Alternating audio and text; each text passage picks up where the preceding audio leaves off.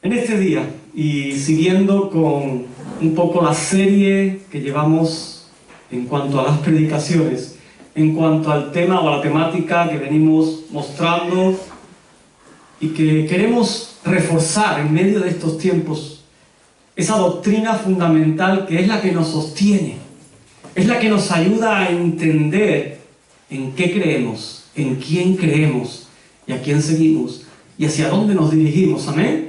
Es importante que ese cuadro que está allí detrás con las doctrinas fundamentales no sea un cuadro más, sino que sea aquello que nos ayuda a enfocarnos y a ecualizarnos con el corazón y el propósito de Dios, aquello que creemos.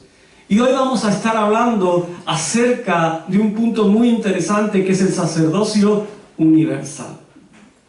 No sé si cuando escuchas la palabra sacerdocio universal sabes lo que significa, pero en este día quiero tratar de forma muy sencilla, muy ágil, de explicártelo, de grabarlo en tu corazón, porque este punto viene a ser de los más significativos para el creyente. Viene a ser algo que te va a ayudar a entender quién eres en medio de este tiempo y de quién dependes y por qué eres parte de ese llamado de Dios para su pueblo y para tu vida. Así que vamos a ir descubriéndolo juntos en este día. Y quiero comenzar con un pasaje que luego vamos a leer, que está en Primera de Timoteo, capítulo 2 y versículo 5. Primera de Timoteo, capítulo 2 y versículo 5.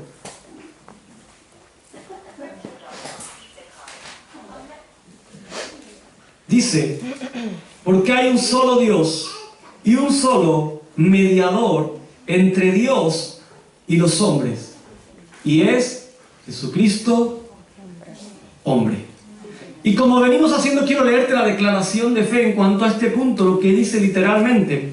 Dice: creemos en el sacerdocio universal de los creyentes, siendo Jesucristo el único mediador entre Dios y los hombres.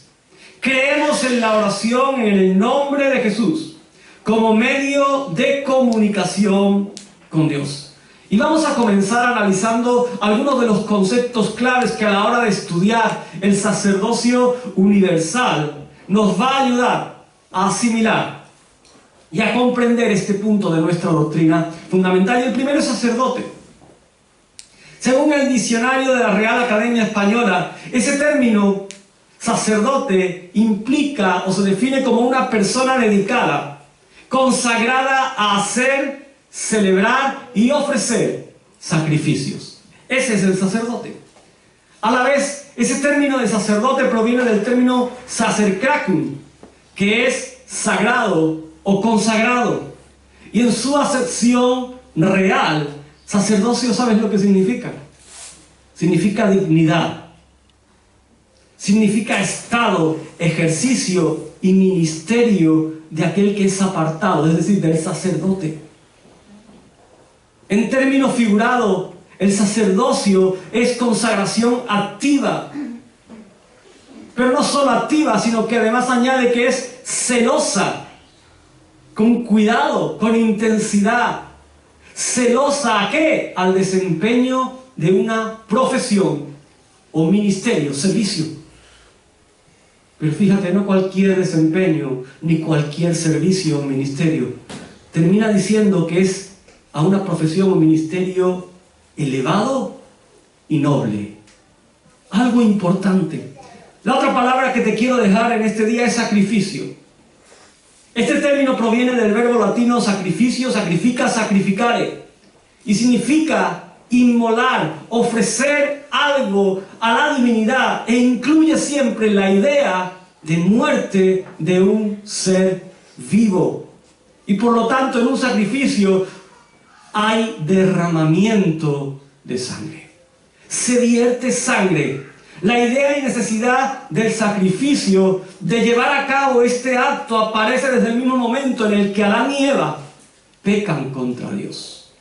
Fallan a la voluntad y al propósito de Dios. ¿Y qué hace Dios con ellos? ¿Has leído Génesis? Dice que cuando ellos descubren su desnudez, cuando ellos cometen ese pecado contra Dios, se dan cuenta de su desnudez y Dios los viste. ¿Y con qué los viste? Con pieles de animales. Dios tiene que derramar sangre, tiene que sacrificar animales para vestirlos.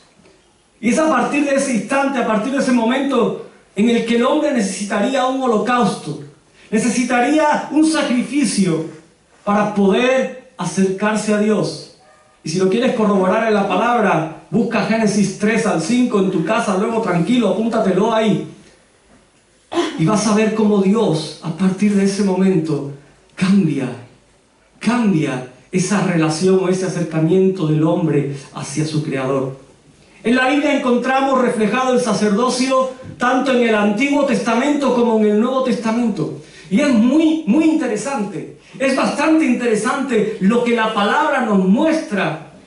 Es bastante interesante aprender lo que nos habla acerca de esa figura del sacrificio en ambos periodos de las Escrituras. Otro de los términos que quiero añadir en esta mañana es ese sacrificio en el Antiguo Testamento y en el Nuevo Testamento. Vamos a conocerlos un poquito. El sacerdocio en el Antiguo Testamento no es tan antiguo como creemos, porque en la época patriarcal, es decir, desde Abraham hasta la entrada de los judíos en la tierra de Egipto, durante todo ese tiempo no había un sacerdocio específico. No había la figura de un sacerdocio como la entendemos hoy por hoy, sino que el mismo jefe de las familias, de las tribus, ejercía las funciones sacerdotales. Llevaba a cabo todo lo que era el tema del sacrificio, y lo podemos ver claramente en la vida de Abraham. Puedes ir a Génesis 22, a Job 1 y leer acerca de la vida de Abraham y de cómo él desarrollaba esas funciones sacerdotales en su casa. El sistema levítico, es decir, el sistema sacerdotal, es una institución original de Israel, del pueblo de Israel. Y es hecha en base al honor a la tribu de Leví.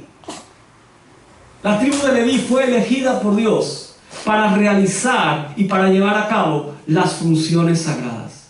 Si recordáis la palabra, cuando se están haciendo la distribución de la tierra prometida a la tribu de Leví, no le tocó heredad en Israel, sino que le dijo: el Señor es vuestra herencia.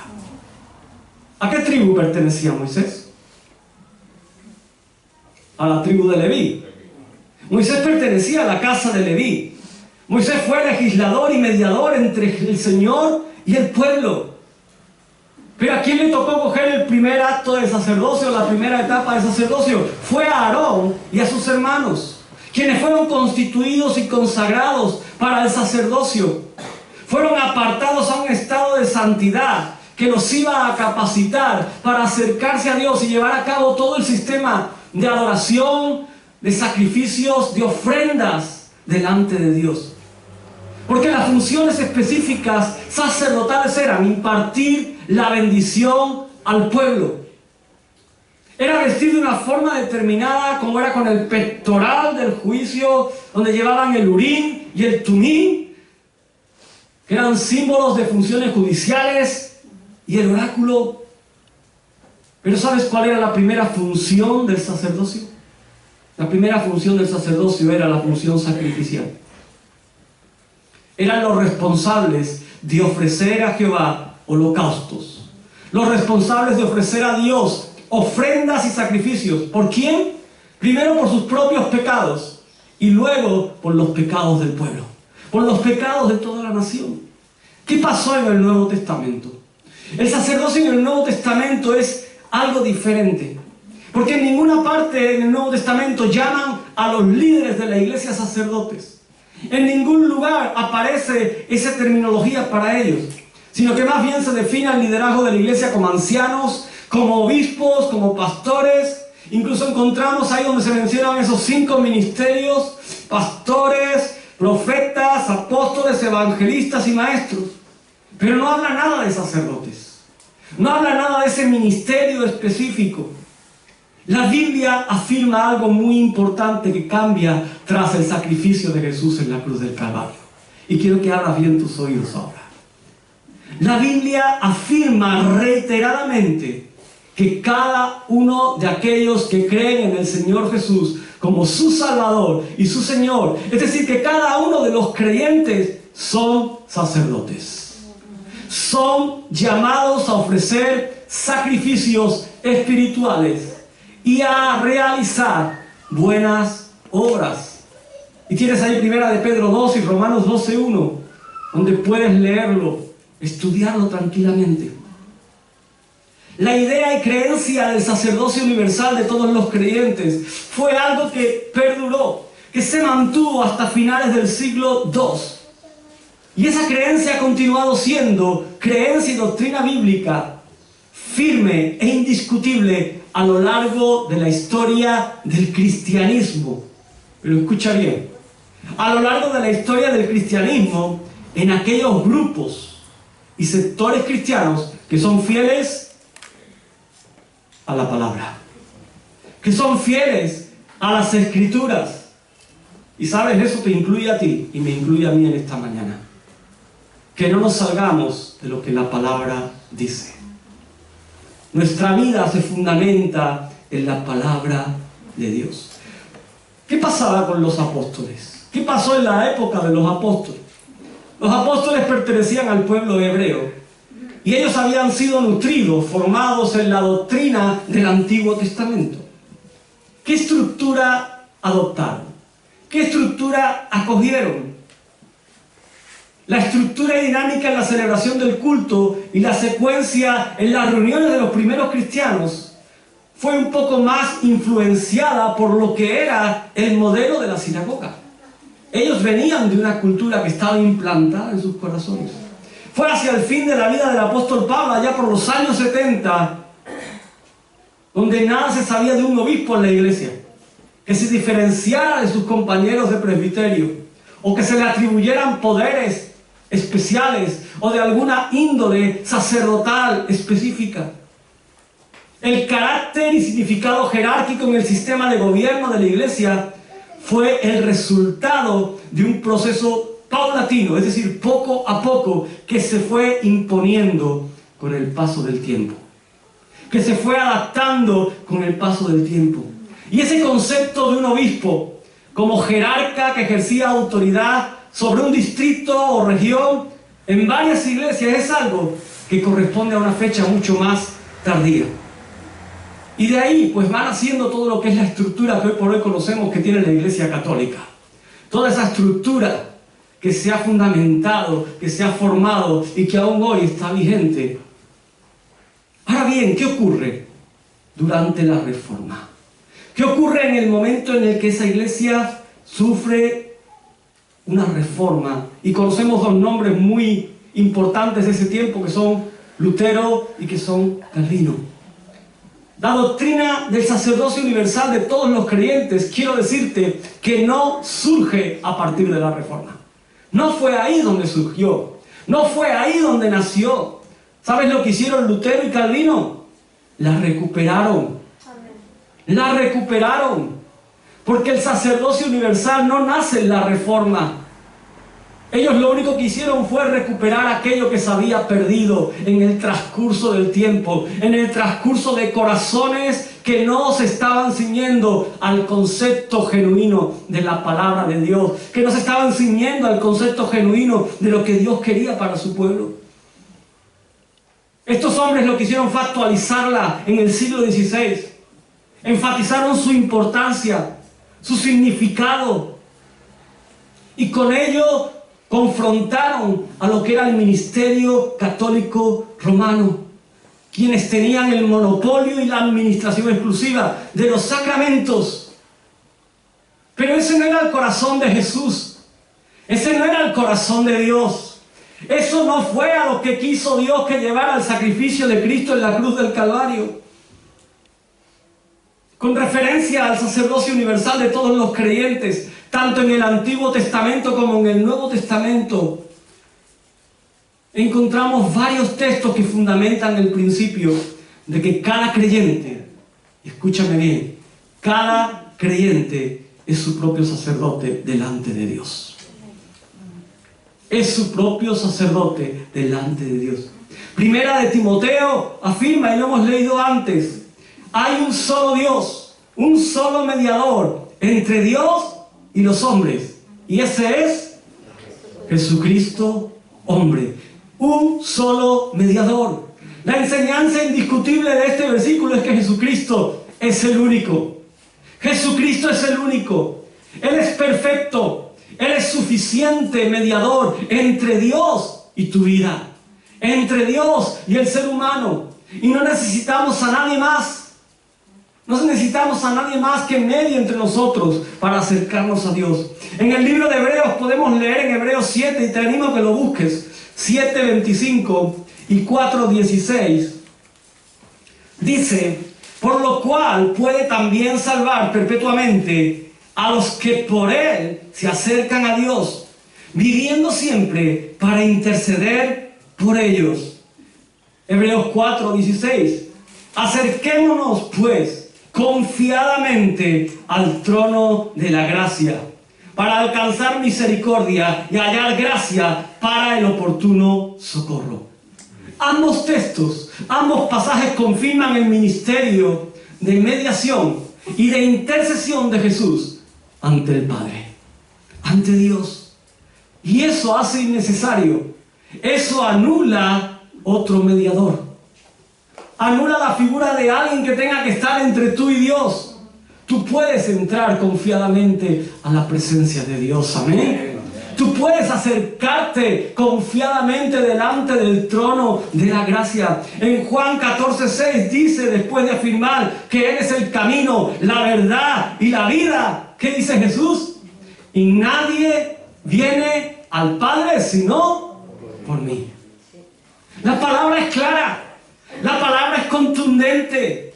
Por eso, en base a esto, entendemos que el propósito original de Dios es hacer de Israel un pueblo sacerdotal, como lo declara el Éxodo 19:6. Dice: y vosotros me seréis un reino de sacerdotes y gente santa, y estas son las palabras que dirás a los hijos de Israel. Y luego en Isaías lo confirma en el capítulo 61. Dice: y vosotros seréis llamados sacerdotes de Jehová, ministros de nuestro Dios, seréis llamados. Y tú y yo somos el pueblo de Dios ahora. Amén. Amén. Dios le está diciendo a su pueblo Israel: vosotros seréis. Pero es que esa promesa es para ti y para mí en esta mañana. Esa promesa es para ti y para mí en esta mañana. Y es que Jesucristo ha dotado de un sacerdocio único y perfecto. Jesucristo, como ese único sacerdote, nos hace participar, nos hace ser parte de ese mismo sacerdocio a los que creemos en Él. ¿Crees en Él? Amén. ¿Crees en Jesús? Amén. Primera de Pedro 2:9 dice, y este texto nos encanta a nosotros, dice: mas vosotros sois linaje escogido, real sacerdocio, nación santa, pueblo adquirido por Dios, para que anunciéis las virtudes de aquel que os llamó de las tinieblas a su luz admirable. Amén. Y es que el sacerdocio de los creyentes se expresa de una forma muy especial. ¿Recuerdas al principio cuando te estaba hablando de lo que tenía que hacer un sacerdote? ¿Cuál era la principal función? Sacrificio. La ofrenda. Tú eres el sacerdote en este tiempo. Tú has sido llamado a un sacerdocio, y ese sacerdocio se ha de expresar en la ofrenda de sacrificios espirituales. Amén. Amén. Y se ha de expresar en el anuncio de las maravillas de Dios. Dar a conocer quién es Él. Amén. En dependencia de Jesucristo. En dependencia de aquel cuyo sacrificio fue ofrendar su vida, cuyo sacrificio fue derramar toda su sangre en la cruz del Calvario. Así tú y yo, así cada creyente se ofrece a su vez en su existencia, y escúchame bien, cotidiana, en tu día a día, en tu vida de diario. Es decir, cada día tú y yo estamos muriendo a nuestro yo. Amén. Para vivir en santidad. Estamos muriendo a nuestro yo para ofrecer ese sacrificio agradable delante del Señor, como sacerdotes que se acercan confiadamente al trono de la gracia de Dios. Cada día entregamos lo que tú y yo necesitamos morir. Y así lo dice Romanos 12, 1 y 2. Dice: así que, hermanos, os ruego por las misericordias de Dios que presentéis vuestros cuerpos en sacrificio vivo, santo, agradable a Dios. ¿Y qué dice de eso? Dice que es vuestro culto racional, que es vuestro acto de entrega, de ofrenda, de adoración delante del Rey de Reyes. Amén. Dice en el versículo 2: no os conforméis a este siglo, sino transformaos por medio de la renovación de vuestro entendimiento, para que comprobéis cuál sea la buena voluntad de Dios, agradable y perfecta.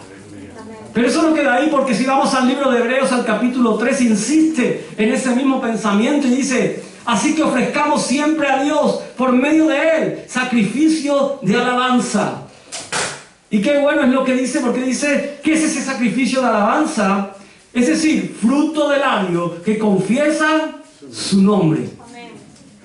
Y de hacer bien, y de ayuda mutua no os olvidéis, dice, porque de tales sacrificios, ¿qué hace Dios? Se agrada. Él se agrada. Una conducta recta y una vida dedicada a hacer el bien son los sacrificios agradables a Dios. Son los sacrificios que Él espera recibir de su pueblo. Y eso además es una evidencia consecuente, ¿sabes?, de nuestra identidad como creyentes. De quiénes somos tú y yo. De a quién hemos decidido seguir, de a quién hemos decidido caminar detrás de Él. Porque el sacerdocio de los creyentes significa a la vez dependencia, pero también significa dignidad. Amén. Jesús te ha dignificado en la cruz del Calvario. Amén. Jesús te ha dignificado al entregar todo lo que Él era.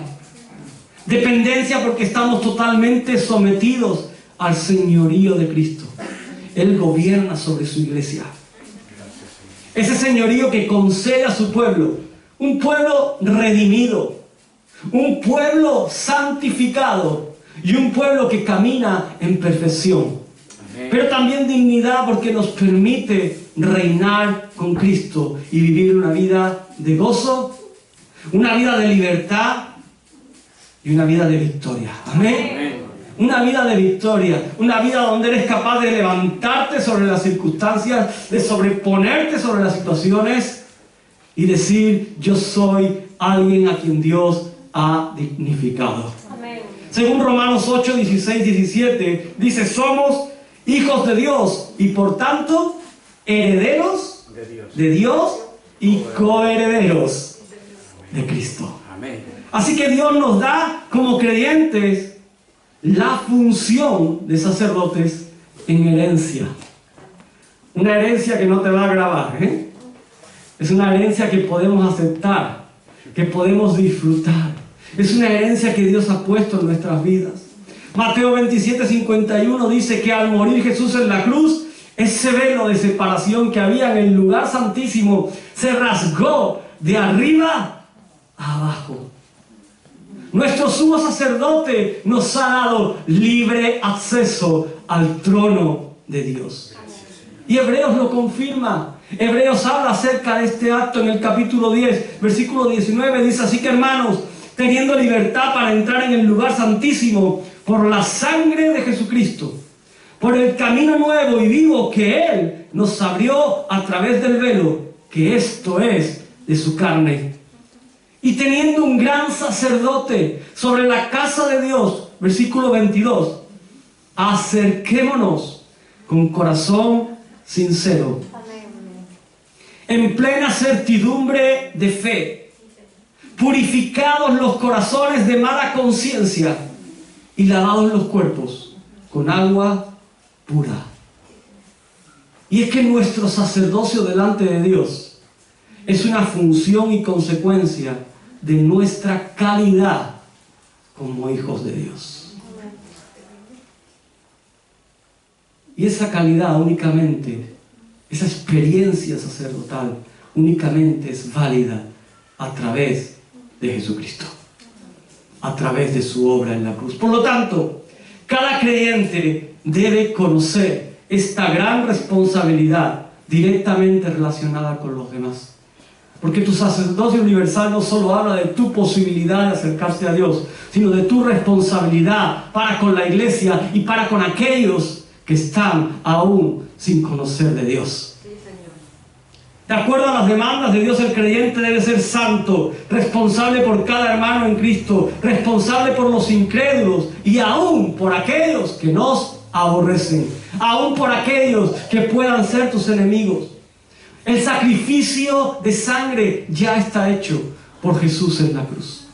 El sacrificio de sangre ya fue realizado, llevado a cabo. Ahora nuestro sacrificio es, ¿sabe de qué? De obediencia y de sujeción. ¿A quién? Al que nos dio el privilegio de ser escogidos para ser santos. Al que nos dio el privilegio de ser escogidos para caminar en santidad. Y es un privilegio, no es una carga. No es algo pesado, es un privilegio que el Señor Jesús nos haya hallado dignos de tan glorioso ministerio. Amén. Es un privilegio que el Señor te haya dignificado y te llame sacerdote. Aquel que pueda acercarse a Él libremente. Aquel que puede traer ofrendas. Aquel que puede hacer sacrificio de alabanza y de adoración delante de su trono. Por último, el mayor privilegio según 1 de Pedro 2:9 es que somos linaje escogido y real sacerdocio, que ha sido delegado por Jesucristo no a algunos de los creyentes, no a unos pocos, sino a todos los que han sido lavados por su sangre, a todos los que han sido lavados por la sangre de Jesús. Así que no solo podemos entrar a la presencia de Dios sin impedimentos por el sacrificio de Jesús en la cruz, sino que tenemos el privilegio de interceder por otros, de trabajar en favor de otros, de hacer llegar el mensaje del Evangelio. ¿Y qué es lo que esto significa o implica? Es decir, ¿qué significa o implica el sacerdocio universal de todos los creyentes? ¿Qué es lo que implica? ¿Qué es lo que supone? Este sacerdocio universal significa que cada creyente, que cada una de las personas que ha decidido seguir a Cristo es su propio sacerdote delante de Dios. Es su propio sacerdote delante del Rey de Reyes. Significa que tenemos acceso libre a su presencia a través y por medio del único, perfecto y suficiente intermediario y mediador. Y ese es Jesucristo. Ese es Cristo, no hay otro. Y así lo podemos encontrar en la palabra. Así podemos buscarlo en muchos pasajes bíblicos. Y es que Jesucristo es sacerdote. Es que Jesucristo es víctima. Él es oferente, pero también es ofrenda a la vez. Ese es Jesús. Ese es Jesús. Él es sacerdote para siempre. Como dice la palabra de Él, según el orden de Melquisedec, como lo declaran en el libro de Hebreos y el Salmo 110. Su sacrificio, su muerte en la cruz, si algo tienen es un carácter vicario, un carácter sustitutivo. Él murió en lugar del pecador. Él murió en lugar de cada uno de los que estamos aquí en esta mañana. Él murió en lugar de cada una de las personas que están en este mundo. Incluso Él murió en lugar de aquel que está a punto de nacer en estas próximas horas. Él murió en lugar de cada una de las personas. ¿Para qué? Para lograr la redención y saldar la deuda que teníamos con Dios Padre como consecuencia del pecado. Él es único, Él es eterno, Él es perfecto, Él es irrepetible, no hay nadie como Él. Y además lo extraordinario de Jesús es que tiene efecto retroactivo. Me encanta el efecto retroactivo. Y es que en virtud de los méritos de Cristo se salvan cuantos en Él creen. Aleluya. Tanto los santos del Antiguo Testamento como los que somos a partir del Nuevo Testamento. ¿Me entendiste? La cruz de Cristo tiene un poder extraordinario. El sacrificio del Cordero inmolado es algo que hace una ofrenda inigualable delante del trono de Dios. Jesucristo logró la salvación y obra redentora por medio de su sacrificio y ministerio expiatorio en la cruz. Y ahora Él está ejerciendo su sacerdocio y ministerio de intercesión en el cielo. Él está sentado a la diestra del Padre, intercediendo por cada uno de nosotros. Como sacerdote, como ofrenda, Él tiene la capacidad, Él tiene la autoridad, Él tiene el gobierno. Y quiero que me escuches bien en este momento. Vamos a terminar. Ahora en la tierra, el creyente ni puede ni debe hacer ninguna obra ni sacrificio alguno con el propósito de obtener la salvación. Os repito, ningún hombre puede ni debe hacer ninguna obra ni sacrificio alguno con el propósito de obtener la salvación. ¿Y sabes por qué? Porque esa salvación ya se obtuvo a través del sacrificio de Cristo en la cruz del Calvario.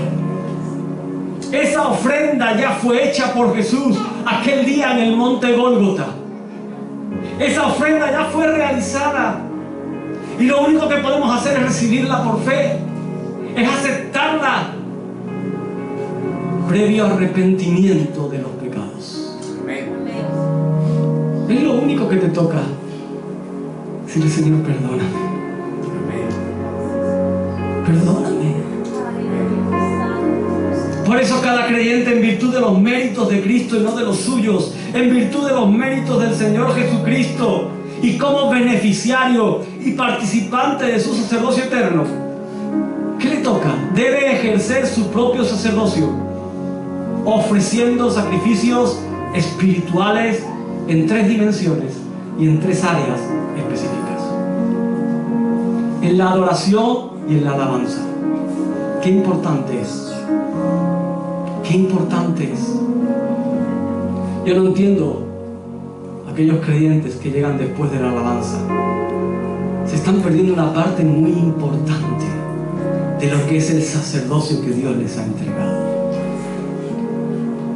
Yo no entiendo aquellos creyentes que con sus acciones, con sus palabras, con su manera de vivir, no levantan un altar de alabanza y de adoración a Dios. Porque lo que tú haces, alaba y adora a Dios. Amén. Exalta a Dios. Además, segundo, debe llevar a cabo la edificación y buenas obras hacia los demás miembros del cuerpo. Cuidado de la iglesia. La iglesia no es cualquier cosa. El que está a tu lado no es cualquier cosa. Cuidémonos mucho los unos de los otros. Cada uno debemos ser apoyo del otro. Cada uno debe cuidar del lugar donde Dios nos ha injertado, que es su cuerpo.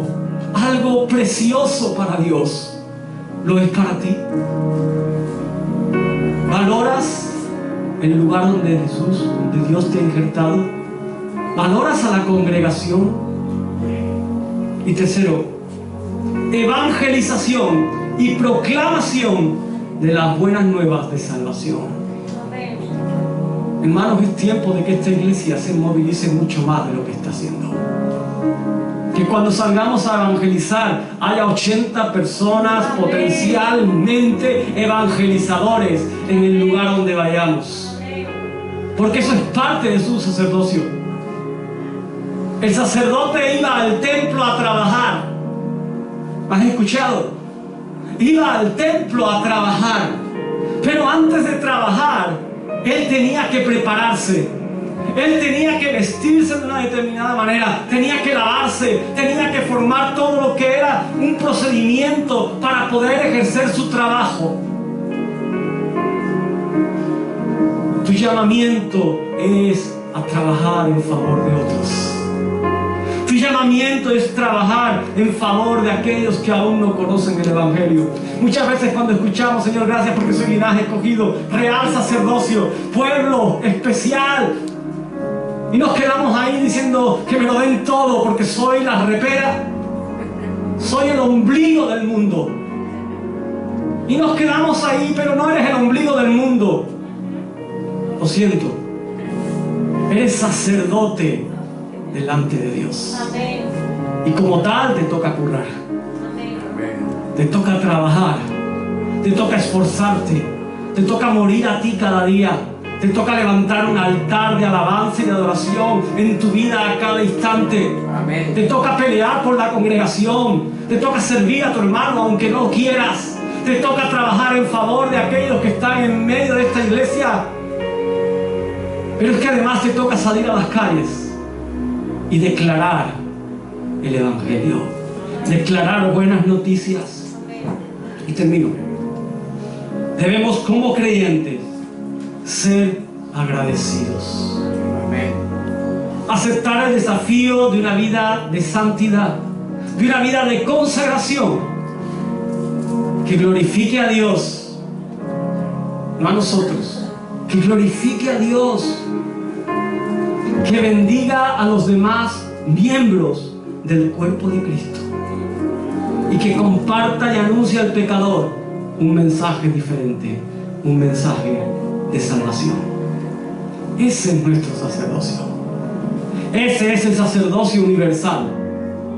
A eso has sido llamado, no en virtud de quien tú eres, sino en virtud de los méritos de Jesucristo. Porque Él es el único mediador entre Dios y los hombres. Amén. Ponte de pie. Amén. Gracias, Señor, en esta mañana por esta palabra. Gracias, Dios. Gracias, Señor, por el mensaje que tú has traído a tu iglesia.